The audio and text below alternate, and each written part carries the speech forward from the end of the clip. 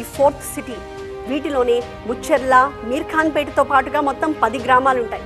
పైగా ఈ ఫోర్త్ సిటీలో ఈ గ్రామాల వాళ్ళని కూడా భాగస్వామ్యం చేస్తున్నారు. ఎక్కడి నుంచో వచ్చిన వారికి అవకాశాలు ఇవ్వడం కాకుండా ఫోర్త్ సిటీ కోసం భూములు ఇచ్చిన వారికి ప్రయోజనం దక్కేలా ప్లాన్ చేస్తున్నారు. ఈ ప్రాజెక్ట్ని చాలా ప్రతిష్టాత్మకంగా తీసుకున్న రేవంత్ ప్రభుత్వం 10,124 ఎకరాలను దీనికోసం కేటాయించింది. ఈ 10,000 ఎకరాల ఫ్యూచర్ సిటీలో మళ్ళీ 8 జోన్స్ ఉండబోతున్నాయి. ఏంటా 8 జోన్లు? Artificial intelligence city, life sciences hub, health city, sports hub, electronics and advanced manufacturing zone, education and university zone, residential zone, mixed and entertainment zone. ఇవి ఈ 8 జోన్లు.